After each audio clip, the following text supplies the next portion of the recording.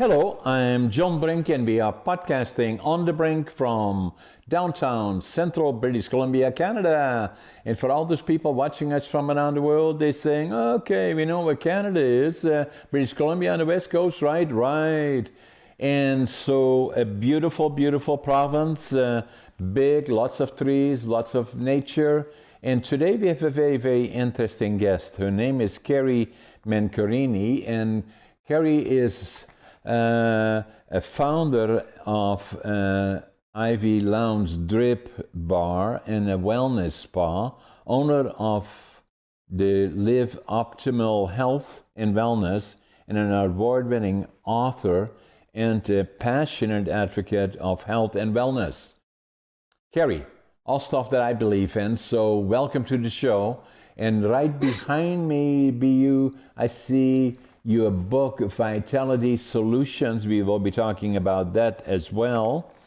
So welcome to the show. Tell us about yourself, your background. You had challenges, health challenges, in fact, and even to the extent of being in a wheelchair at one point, and then you changed your life and things changed for the better, and here you are today. Yes, thank you so much. It's an honor to be here. Your story is amazing. I'm, like I said, honored to be here in your company. Grateful to be alive, you know. Yes. My story is had a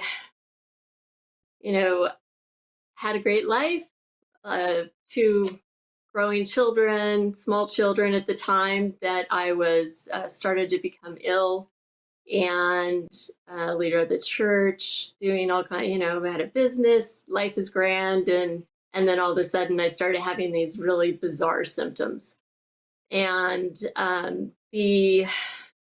so that's kind of when things began, and it began basically a 15-year journey of trying to get to where I'm at today. The first diagnosis was random, autoimmune diseases, that type of thing.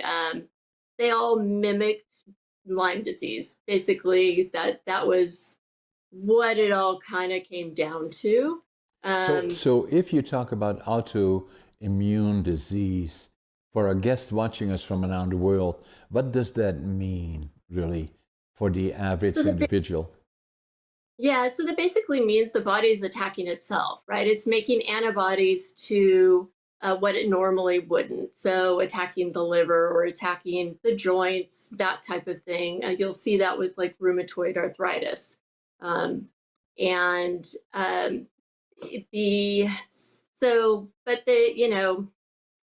It's kind of convoluted and complex. It's got like a rabbit hole, you get one diagnosis and then all of a sudden you have all these other diagnoses that they think you fall into. But all in all, it ended up being chronic Lyme disease or late stage Lyme disease because we believe had gotten bit by a tick back when I was 14, thereabouts. I grew up in the Sierra foothills, beautiful place to live, but it was. It is. Yeah. But talk about Lyme disease a little bit, because that is another issue that a lot of people around the world may not be familiar with it. It is something not uncommon, and usually it is in the fields or and it is very small rodent of some sort that is relatively small, and you get infected by it and it travels through your body. Tell us a little bit about that. Correct. Yeah, basically it is it's a spirochete. So let me back up. It's vector borne. So you can get it through a tick bite, you can get it through a mosquito bite. It is much more common than we're led to believe. It is across, everybody used to believe it was just Connecticut. Oh, it's back east in the United States, right? Lyme, Connecticut. But it's everywhere, and especially in California, in the Sierra foothills, where we have moist grass areas, which is usually where you would find ticks. But now the disease has gotten to the point where they believe it's vector borne. So that means it travels in, various, I'm not an entomologist, but, bugs, for lack of better words. Right. And the effects of that, it's not so much the Lyme bacteria itself, which is, I can't even say the word, but borreliosis. But it is the co-infections that come along with it that antagonize and that are so difficult to treat. Rarely will you see somebody be infected with just the Lyme bacteria itself, because that's, we know how to treat that. But it's all the partners that it comes along with that make it so complicated. And the fact that it is a pathogen that is a spirochete, which means that it can go into any cell. So it can go into bone, it can go into tissue, it can go into any cell in your body virtually. So, and hide.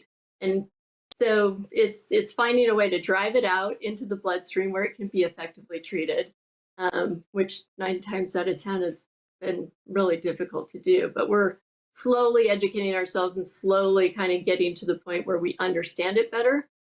But I basically had to go out of the country for treatment. So the autoimmune disease that is the body attacking itself could well start with Lyme effect in some fashion or another. We hear it commonly, and then a lot of people have illnesses, and we are not specialists, neither are you, neither am I. Yeah. But as laypersons, to say that it can attack, it can be the start of attacking your body, and that is then always something is happening and difficult to diagnose even by doctors, or even blood tests will not necessarily diagnose it unless it is, as you indicated, in the blood, and it starts attacking all parts of your body. It could be the kidneys, the liver, it could be bones, it could be everything. And basically starting with feeling bad, not very good, that is always something wrong, or it goes further than that, as it did in your case. Right, exactly. So in my case, it kind of triggered a cacophony of numerous things. And to the point where my muscles started shutting down, and I ended up, as you alluded to, in a wheelchair and on oxygen towards the end. And I will back up and say Lyme is a great masquerader. Like, it masquerades as so many different diseases that so many people, I feel, are, from my experience anyways, as a layperson, misdiagnosed, that may not have MS, may not have, one autoimmune disease or another, but it's been triggered by this root cause, which is this bacteria. And for me, it just kind of, my Lyme was just not able to be treated well due to, in the end, an anatomical structure which we didn't realize was off. So it's kind of like, yeah, my health history has been kind of like this roller coaster of, oh, well, now we have this, and well, now we have that. So which fire do you put out first, So. And that started all, you said, about 15 years ago. And so then from there on in, it went from bad to worse, where you indicated you ended up in a wheelchair and with oxygen. So this is serious stuff. You still had younger children, I presume, and all kinds of other things. And then somehow you indicated that it was difficult to be diagnosed because whatever was happening, the focus was there. Is it my bones? Is it my kidneys? Or is it my liver? Blah, blah, blah. But not getting to the core. And then at some point, you had to, as you indicated, you probably did a lot of research on it because you found then, I can see how it would preoccupy you because, it is the absolute worst condition to be in saying, where does it go from here? Once you're in the wheelchair, once you're on oxygen, what's the next step? I'm scared to speculate. It's not good. Right. So then you had to find something outside of the United States to help and assist you in diagnosing it. So what happened next? So basically, and I'll back up a little bit. So in the midst of trying to treat my Lyme disease, and my doctor, who was the best doctor at the time that I could find in the country for Lyme disease, said, it's Lyme, but I just don't know how to treat you. You're on oxygen, you're, this, that, the other. So I found another doctor who kind of went through, a holistic doctor that went through my records. And excuse me, we found that I had been diagnosed 4 years prior with a Chiari malformation. What is that? So that is basically where the cerebellum protrudes through the cranial opening and blocks off cerebral spinal fluid. Ooh, you have to explain it because that looks complicated. Does that affect your brain issue or part of your brain? Or? Yes. So that's why my muscles started to shut down.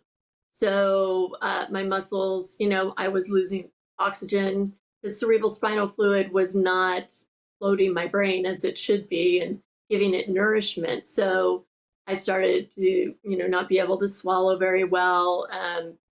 And basically, you know how the systems go. They just kind of, slowly start to die. And then I saw a neurologist who said, oh, well, you have nonspecific ALS.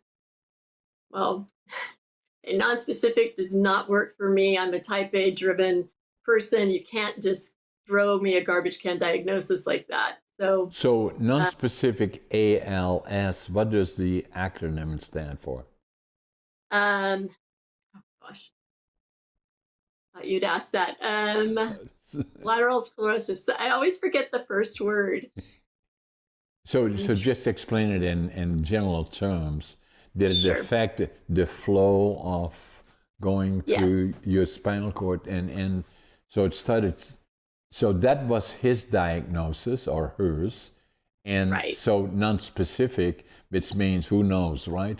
More or less, if he doesn't know, what am I supposed to do?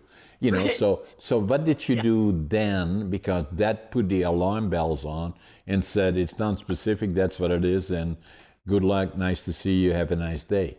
Yeah, he basically told us to get our affairs in order, told my husband to find a nursing home for me, and and that was probably, we got a lot of devastating diagnoses along the way, all these years. I had cancer at one point, but that was one that kind of shook us a little bit to the core. But I told my husband, don't worry, I got this, let's just rally and we'll figure this out. And so back to the doctor that I found that found the Chiari malformation. I had surgery right away. Within 2 weeks, I was able to get brain surgery where they took out a piece of my skull, which allowed and put some slices in the dura mater, which is what supports the brain, and allowing the flow of cerebral spinal fluid around my brain again so it could get nourishment, get oxygen, get, and that's, I don't know specific, I'm not a doctor. I don't know specifically what happens in ALS, but I know that all the symptoms I had mimicked it. And having had Lyme disease prior to this diagnosis, I knew that there were things that mimicked other things. So I just felt like there's, so once we got through that, like I said, it's like a roller coaster. It's like, it's a Pandora's box. If you ask me, how's your health journey been? But back up to going out of the country. So once I was walking again, once I was off oxygen, once the threat of life ending, my life ending was gone, I'm like, okay, let's get to work on the Lyme disease. And nursing home idea was at least temporary out of the window. Yes. Yeah. Oh, permanent. permanently. I didn't even entertain it. No. We're not even going there. Don't even think about it. No. I wouldn't even let it like sit and ruminate with us at all. So, No. But so then I ended up going to Mexico for treatment for Lyme disease, which was finally successful because I had fluid floating around my brain, and things were getting where they needed to get. So it was it's been a very long journey to get to here. So Mexico, how did you get to find a specialty or a doc or a system in Mexico that could help you with Lyme disease that could not be done in the United States? Well, I actually ended up there when I first started getting sick. I had heard about this clinic called Santa Vida Medical Institute in Rosarito, Mexico. And I thought, well, what could it hurt? I'm going to go there. They do everything. It's all in one place. It's kind of like taking a resort and marrying that with a hospital that takes care of complex medical cases plus cancer. And so I went there early on in my journey. So I knew it existed. And then I had stayed in touch with them and knew that they had just done some kind of cutting edge Lyme treatments. And I thought, well, that's perfect. That's exactly what I want to do. So that's how I ended up back there. I had already known about them early on in my journey. So, and that was a big help for you in terms of the Lyme disease, and that really became the solution to put you back to where now you were functional and under control. That then brought you to where do I go from here, and what am I going to do, and what can I do for others in terms of your journey, in particular as to what brought you from one extreme to the next, nearly close to, God knows only what, but it would not have been good. And if you would have not been as proactive, Carey, as you were and have been, then I'm not sure where you would be today, but you would not be here. I wouldn't be here. You would not be here at all, likely, or in a nursing home, and say, and when once somebody tells you to get your affairs in order, that's not a good signal. No, that's not a good sign. You don't ever want to hear that. No. So I hope I never hear that again. So so what you then did is what the journey that you went through with all the critical parts in it, extreme parts in it, it brought you to saying, I'm going to need to do something about that, understanding it. It became an education for you that is out of the ordinary, not readily available, and then you felt you had to understand it, and then the other one is it led you to a book. But the other things that you did, I believe, is that well-being and quality of life issues to you are critical. And for a lot of cases where people are talking about that, but they have not been through what you have been through and what is possible for anybody really, but it allowed you to get that understanding and then do a lot of things, start with diet and exercise and all those other things that lay the foundation of this precious body that we have. We only have one of them, that we must understand it as best as we can, and then being proactive in it, and then it becomes a question of diet. Whatever we put into that body is important that we understand it, and then it wants to be active as well, that then hopefully will create the setting of quality of life. And that means that virtually anybody can do it once they understand it. But, it's only now that people are much more proactive in it than they used to be. I look at myself, I'm 85 years young. My birthday is November the 1st, in a month from now. You would never know it. Well, thank you.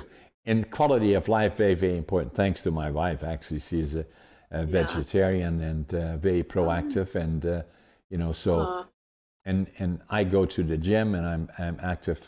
Quality of life is critically important. So share with us what brought you to that. What did you do in terms of all the things that you understand your body, and now whatever you do with it becomes very, very important for quality of life. And then I put you to the point where you said, I have to write about it, the vitality solution, exchange your health with IV vitamin therapy, mindfulness, fasting, and more, that you wrote, and that is right behind you on your left side. That's what the books look like, and they are available on all the major medias. There we have it. So tell us about that, your journey from changing your life around and doing all the other things. Share with us what you did and what you recommend, and then also what is the book all about, as it says, programs, and so on. Yeah. Well, I know that's a little distracting, all that information there. I like it. Yeah, that's very important. Yeah. No,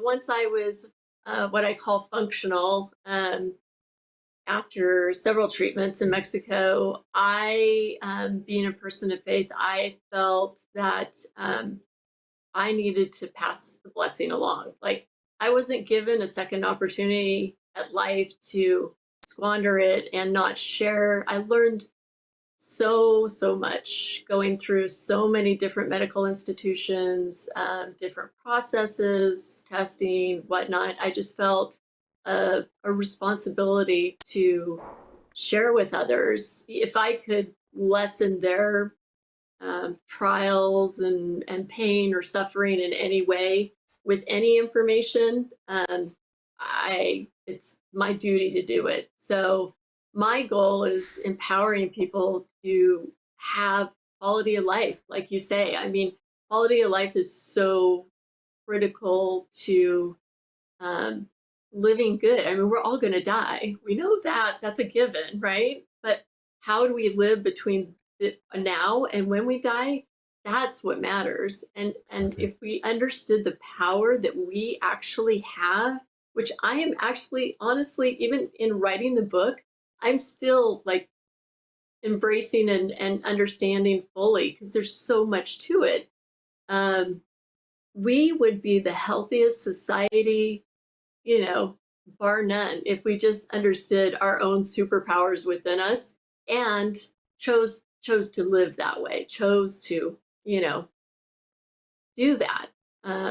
Fasting is definitely a fast track to that. So which is why I'm where I'm at. But yeah, and you wrote it. You know well about it. Yeah, exactly. I mean, that sums it up right there. I don't really need to say much more. So living young, dying old, how to thrive in your mid-80s. And actually that's a picture of me, now, and I'm training, and I go to the gym 4 days a week for strength training, and I stay very, very active. I'm very careful about diet. And then quality of life is important. I'm actually the oldest competitive bodybuilder in North America. So anyway, no. Yeah, I am. Oh, wow. Oh my gosh, that's awesome. That is so awesome. And you feel amazing, I'm sure. I mean, right? I mean, it just is like, it's like 1 + 1 = 2. Exactly. And the point is, Carey, is that not everybody has to become an Olympian or a bodybuilder, but the point is you have to the body is precious. You only have one of them. You have to understand it, and then whatever you put into it, you have to know what it is. Like, amazingly, my wife is a vegetarian, but I do all the shopping, and if I go to the grocery stores, I always shop on the outside, inside the store, because on the aisles are all the processed food and super processed, and if you don't know what is in it, we don't want to have it. We like organic, preferably, and a lot of green, and then the other part is staying physically active. You don't have to become a bodybuilder like me, but that's accidental, because after I been going to the gym for about 4 or 5 years, somebody said in my mid-70s, "Hey, John, but you should be competing." And I said, "Me? Really?" Yeah, and I did. And then, oh my God. Yeah, I started competing in Northern BC, came in second on bodybuilding, third in physique, qualified me for the provincials, then the nationals, then the Arnolds. And now again, at nearly 85, at 86, I will again be competing in the Arnolds, But the point that I'm making is not so much that part, but quality of life is critical. And a lot of people in the last decade, statistically speaking, are not in good shape, and they take far too many medicines, they call them, that are maybe toxic in a way.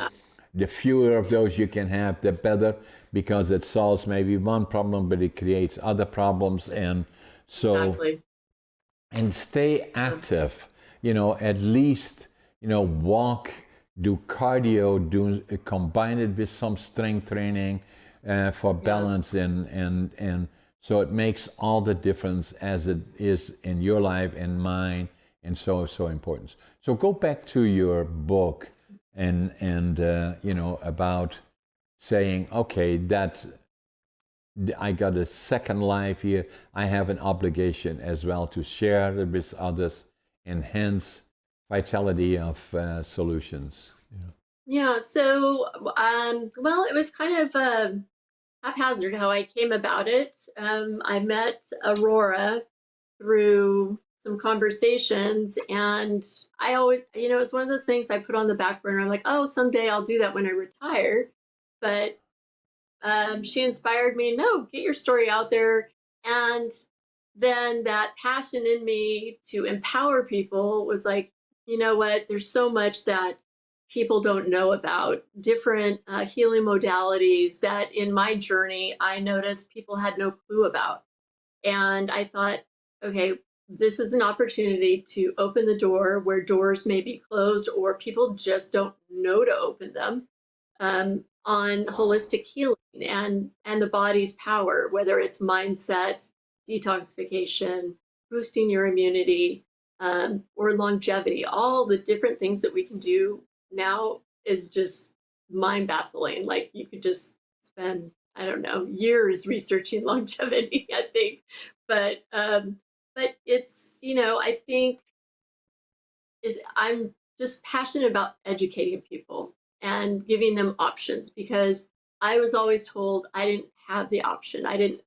There were no options numerous times. And I thought, that's not right. That's not medicine. That's not helping anybody.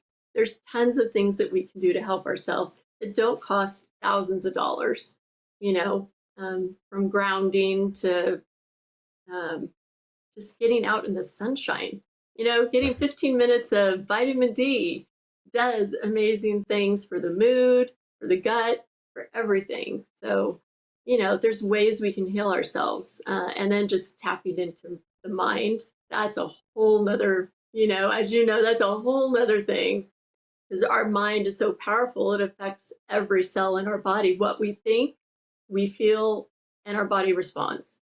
It's that simple.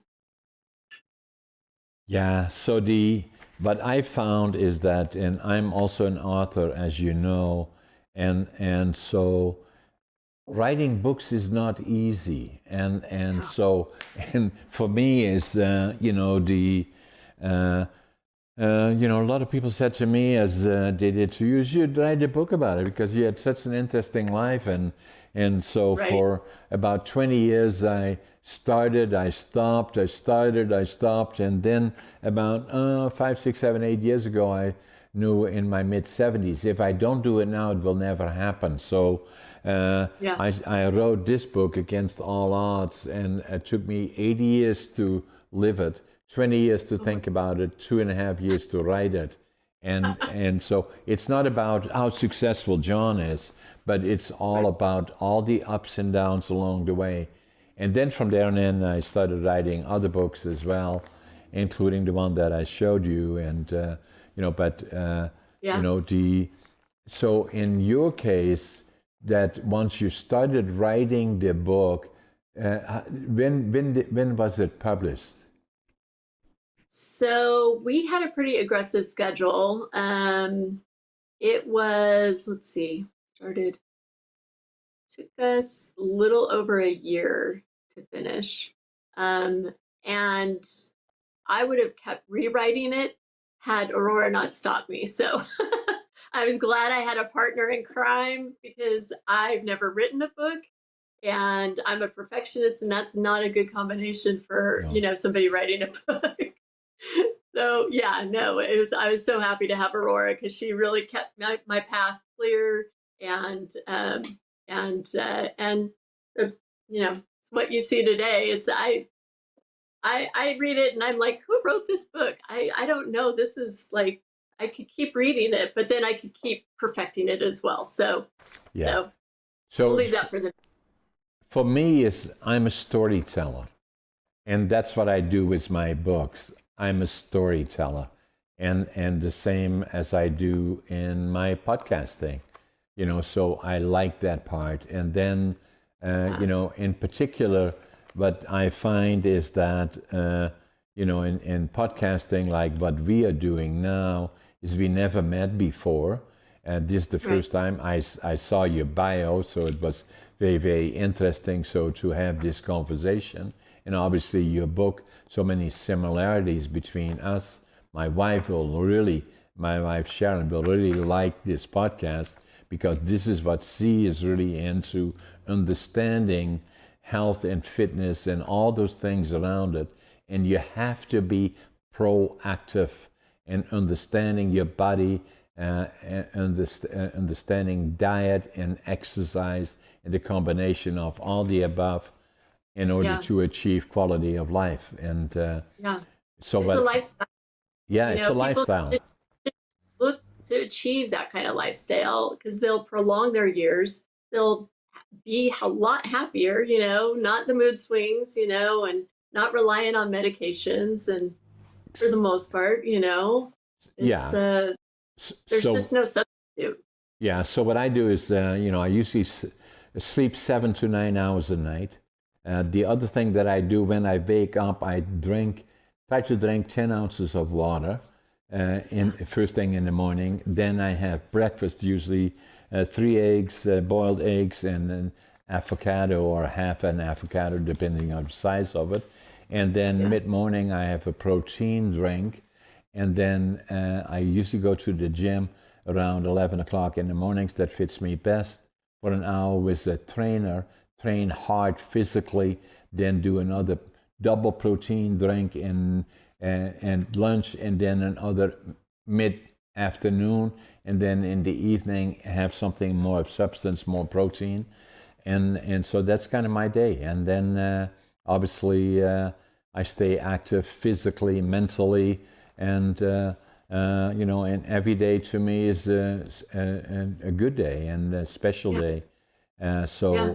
All of that combined is so important. And for people watching us, but it's important. But I hear a lot of times is that people say, "Oh, I'm too old for that." So you're not too old. So it's so important to have that quality of life issues in terms of sleep, diet. Is so critically important. Understand what you eat and what goes into your body, and then activity in terms of at least go for a walk, and then combine it with, you don't have to go to the gym, but combine it with strength training, because that will help you when you get older in terms of balance and things going wrong in that way. And then attitude is also critically important. That's huge. It's what gets you there, right? I mean, your attitude kind of gets you going on that path of a healthier lifestyle, like, So it's yeah, and what you put in your body is direct fuel for your cells. I mean, if we think about it that way, I think we would make better choices, Like if I knew that eating that candy bar, well, and I guess most of us do know, I mean, we're not stupid. If I eat that candy bar, I'm going to crash in the afternoon. I'm going to be in bad mood and bark at everybody. But if I eat like a salad, with some protein, then I'm going to have energy for the rest of the day and I'm going to be in such a great mood. It's like night and day difference. Exactly. Yeah. So, what do you see happening, from, and you are in the United States, I'm in Canada. United States and Canada are very similar in a lot of ways. Obviously, we interact together. I do a lot of business in the United States as well. So, and a lot of my friends in Canada, but we have challenges in our medical system in Canada, and I believe you do also in the United States in terms of finding docs is difficult for us here in Canada, especially outlying regions. Nurses is difficult, and cost is another issue, although we have a universality system. Yours is different than ours, but we still have a lot of challenges finding docs. A lot of people don't have docs or can't find them, or do have to go to walk-in clinics or emergency with issues. And understanding fitness and health is still very much a challenge. And as we look, and I believe also the same to a certain extent, and you know that better than I do, but I believe the same to a certain extent in the United States. Yes, absolutely. Is the system going towards, that's what I wonder about, Carey, is that understanding it is critically important. Hence, podcasts like us, you and me talking about it, you sharing your experience, writing about it in your book that is available in the marketplace. Understanding is very important. The other part, I believe, because these issues are global, is that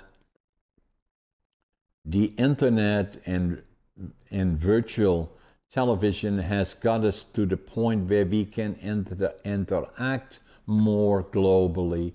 Is it a question of, is the future in a lot of cases, if I look back at myself going to the docs, knock on wood, I've been very lucky, I don't go there very often, and my doc for the last 30 years that delivered our two daughters and was a personal friend, but even then, the few times that I do go, there's probably 10 people ahead of me and a whole bunch of files laying on the desk, and they take the file and they spend less than 5 minutes and say blah, blah, blah, blah, blah, blah, with all due respect, right. Blah, blah, blah, yeah. Do more of the same, goodbye, have a nice day, or get, aspirin or whatever it is.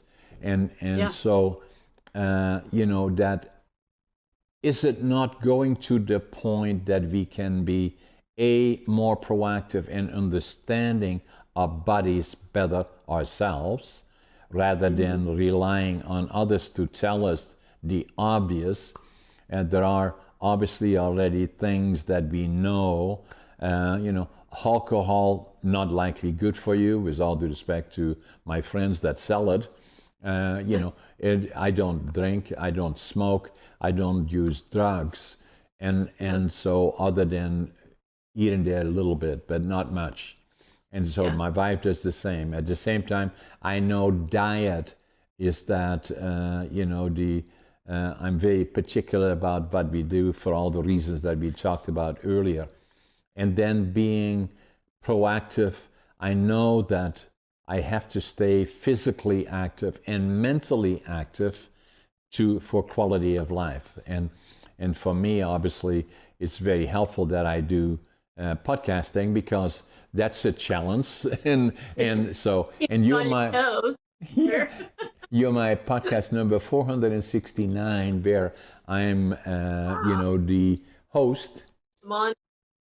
That's awesome. Yeah, and then guesting, I've done about 200 other ones. And then I'm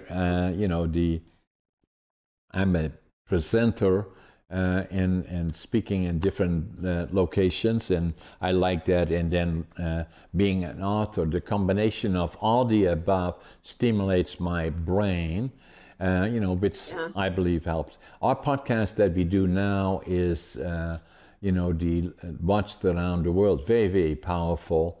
I nearly have 1 million subscribers on YouTube, and so. And it's global, and so that's the part that I like about it. And then, so the point that I was making earlier is that it may well come to the point, and already is to a certain extent, where we find, wherever that may be, Europe or wherever, that most of the consultations with a medical doctor or a qualified individual that specialize in certain areas, as you did in Mexico, is more and more available to us. And but I find in a lot of cases that I don't need a physical doc to look at my physical being. I can do that likely by indicating issues and then suggestions, and then selectively, if I do need it, then that would include a visit, but in a lot of cases it doesn't. And then having remedies available would be much easier, less costly. Is that the direction we are going, Carey, I wonder? I believe so. I think we saw a kind of big paradigm shift when COVID happened, because people, and that's when I started my business, oddly enough, but people started becoming more self-reliant, which meant that they had to look at what they were eating, how they were living their life. When everybody was taken, out of their offices, people weren't commuting anymore. People got a glimpse of what, I wouldn't say stress-free, but a less stressful life could look like that is manageable for them. And they, started growing gardens. They started, just relying on themselves. And I think that my point being, recently in my community, we had a blue zone meeting, and I'm sure you're familiar with the blue zones. That's kind of the direction and that is coming from our local hospital. So Western medicine is starting to adopt some of these more holistic strategies for empowering patients to take care of themselves. Say, Carey, so for the guests watching us from around the world, tell them what the blue zone means. So blue zones, in my definition, is really a lifestyle. It's about all the things that we've talked about. It's about living a quality life. It's about paying attention to, I believe there's more blue zones now, but I think it started with 5, if I'm correct, around the world. One of them being in Loma Linda, California, where the community, the blue zone, if you will, they all did the same thing, and they had a higher mortality rate. I mean, they were, living longer. They were living fully. They weren't dying of diseases and quality. Quality, yes. Of life as I was well. About to go through, yes. Yeah. Quality is and I think that's the key right there, right? Quality of life.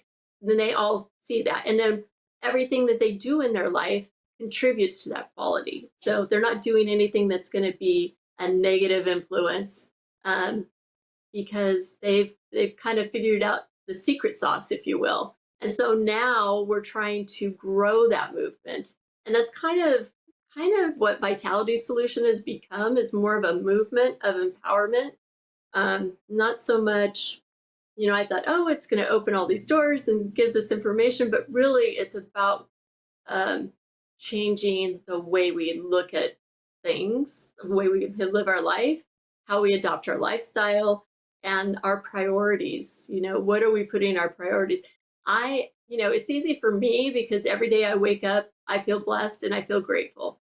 I see every day completely different than probably a lot of people because I don't know if tomorrow ever comes, and nobody does. But for me, that was a reality that has stuck with me. So now I lost my train of thought. So you had the history of going from not worrying about anything until you got Lyme disease or were affected by it, that then triggered the other things that brought you from there all the way to into a wheelchair, into oxygen, into somebody saying you have this, I don't know, I don't know what they used, saying, but I believe it's ALS. It can be anything, or I don't know what it is, to saying, get your affairs in order. So that's an experience that not many people get past that and are able to tell the story, even less so to write a book about it. Is that that gave you the foundation, having been there, gone through all the steps along the way, as I did as well. That's why I wrote my books. That's why, to me, all the things, at one point in 2008, what was a trigger to me, I get a case of diverticulitis, that is the rupture of our colon. People say, I'm not a doc, but if it hurts on the left side, on the right side, it's probably appendix. On the left side, it could well be diverticulitis. Mine ruptured. And so you have about 48 hours for the toxins attacking your body, and I was past that. And so I went to the hospital, I got there, and the following morning, the doc came to me, he said, you came this close. And so that was the trigger for me. And then all the things that I had thought about, and my wife was already vegetarian. I didn't listen quite as good. I was not bad, but in terms of what I should and should not eat. The other one, I was just like everybody else, that's 16, 17, 18, 19 years ago. I was the same as everybody else. At the end of the year, we say, we're going to do this, that, and that. And then the other thing, I'm going to buy a membership to the gym. And then 2 weeks later, we can find 100 reasons why we're too busy to go to the gym. But Yep, exactly. I got a trainer, and he stayed with me since 2009, 16 years ago. Wow. I've had different trainers, but, along the way, but I stayed the course. And then the other part, my wife is a vegetarian, as I said. I was initially 80-20, now I'm probably 90-10. And so I need to understand, and everything that I do, and I wrote about it as well, is that the harder I do whatever I do, that's another thing that I do. Attitude, passion, work ethic, what follows is success. That to me is important, and I do the result things that I do. If I write books, if I'm podcasting, or going to the gym, I give it all that I got, and hence, after 6 years, somebody said, hey, John, you should go become a bodybuilder. At 75, really? Yeah, but I did. But the point is simply this, that, that doing that, understanding it, it was going through the whole cycle of my life up to that point, and still living, that I realized that quality of life is the key, and to doing the things not once in a while, but make it part of your lifestyle. The amazing part about it, Carey, in my mind, is I love going to the gym. I love it. And a lot of people say, no, I don't like it. I do. I like it because, and so after this podcast again, I go to the gym, for an hour, train hard. And I think about being proactive right from the time that I sleep 7 to 9 hours, try to drink 10 ounces of water, and then doing my breakfast. And then as soon as I step outside, as you already indicated, I live in paradise. Look at behind me, blue skies, and we're so lucky Gorgeous. living in North America. And same with my friends in the United States. I travel there a lot, in the States as well as in Canada. And I always sit by the window in an airplane, and I look outside and say it's paradise. But I grew up during the war years in 1942, 1945. Saw far too much that we should not have seen, and so I appreciate peace. A lot of people, respectfully, don't always realize. They believe that maybe, respectfully, that if there is war, after the war is over, everything goes back to normal. No, it doesn't. It may take generations. And so we are so fortunate in North America and being democratic countries, and with challenges along the way here and there, but the time passes and we go back to democratic rule that was established in the United States 250 years ago, and becoming the Constitution of the United States starts with 3 words: we the people.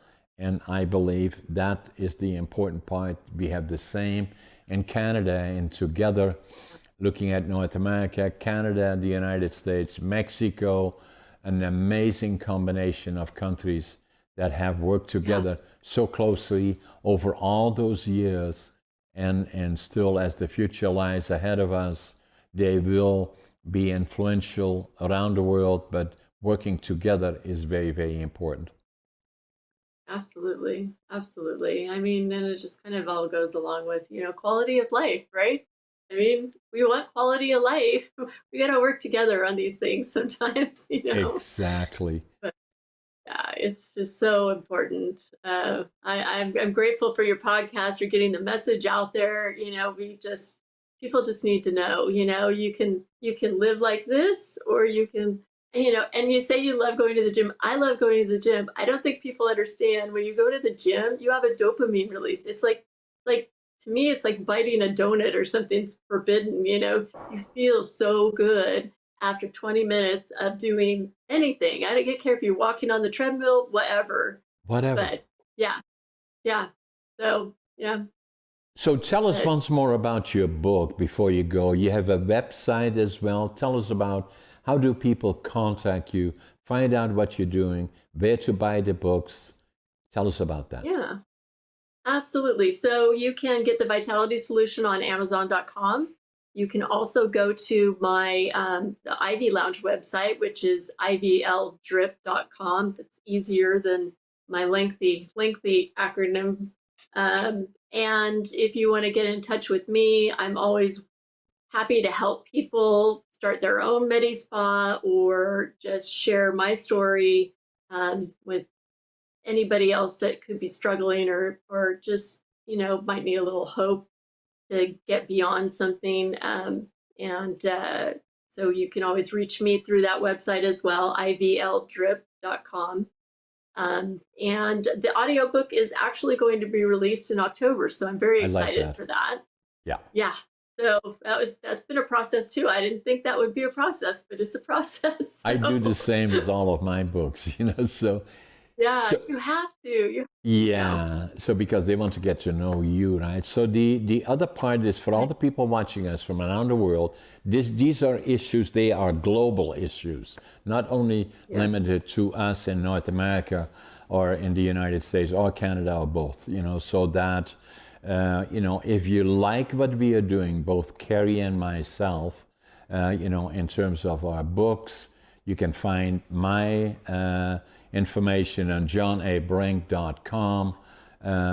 Everything that I do is on there. So I try to make my podcast interesting on all kinds of different topics that are of interest to people today and going forward around the globe. And if you do like that and you want me to do more of that, or you have suggestions, subscribe to my podcast, like it if you like it, and share it with others, or make suggestions as to what else can we do, both Carey and myself. Look for Carey's book, immensely interesting. And again, it's all about quality of life, both for Carey and myself, are examples of going through difficult times, and then what changed my life and Carey's life as well, I believe, is that being proactive, understanding your body, and then there is only one body that we have.